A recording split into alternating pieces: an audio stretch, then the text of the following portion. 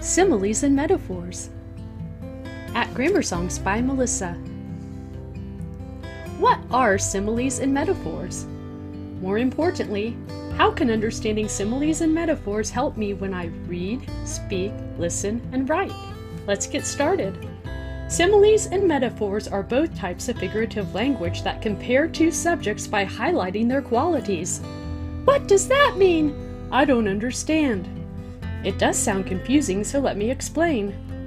Similes and metaphors are alike in many ways. The difference is that similes use the words like or as to compare by showing how two subjects are alike. Metaphors do not use like or as when comparing. They simply state that one thing is another thing. The word simile comes from the Latin word similis, meaning similar or like. So similes show how two things are alike. The word metaphor is a combination of the Greek word meta, meaning beyond, and the Greek word for, meaning carrying.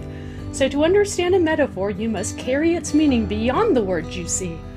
This is why both similes and metaphors are considered forms of figurative language. The words in a simile or metaphor cannot be understood literally or exactly. Literally? Exactly? Let me show you. Here is an example of a simile. She was as angry as a rattlesnake ready to strike. The girl is being compared to a rattlesnake. The word as is the clue that lets the reader know this is a simile. The quality being compared is their anger. But since a girl is not exactly or literally a rattlesnake, the author is using figurative language to express the quality being shared, their anger. The girl was an angry rattlesnake ready to strike would be an example of a metaphor. Just as in a simile, the girl is being compared to a rattlesnake. The quality being compared again is anger. But since the words like or as are not used, and the author is saying one thing is or was another, the girl was an angry rattlesnake, we can clearly see that this is not a simile but a metaphor. So similes and metaphors are both examples of figurative language because the subjects or objects aren't literally the same, but their qualities are similar when you compare them. Yes, the girl showed anger and the snake showed anger, but a girl isn't really a snake, and a snake isn't really a human girl. We use similes and metaphors every day when we speak without even thinking about it. You are an angel. This muffin is as hard as a brick. Of course, the waitress isn't really an angel. The man is using a metaphor to compare her to an angel because of her quality, her kindness. And the muffin isn't really a brick. The lady is using a simile to compare the muffin to a brick based on its similar quality, its hardness. Yikes!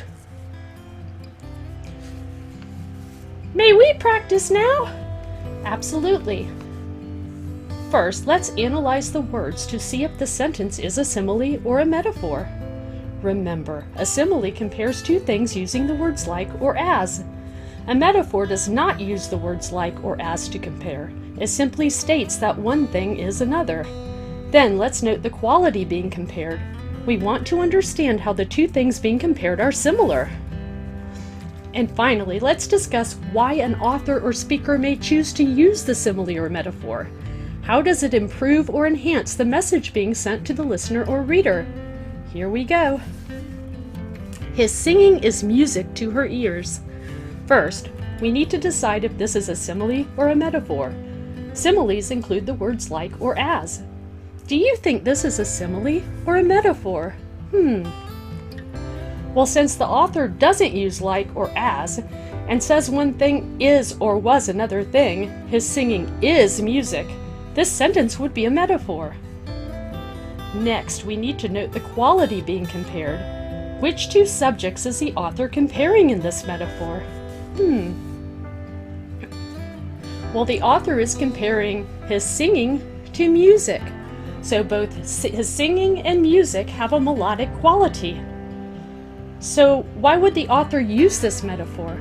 How is the message enhanced? Well, without this metaphor, the author could simply write, "He sings well," or "She likes his singing." Using a metaphor encourages the reader to use his or her imagination. Using a metaphor paints a more vivid picture for the reader. Let's practice again. The sunlight sparkled like a diamond upon the water. First, we need to analyze the words to see if this is a simile or a metaphor. Remember, similes include the words like or as. Do you think this is a simile or a metaphor? Well, since the author uses the word like, the sunlight sparkled like a diamond, this sentence would have to be a simile. Next, we need to note the quality being compared. Which two subjects is the author comparing in this simile? Well, the author is comparing the sunlight to a diamond.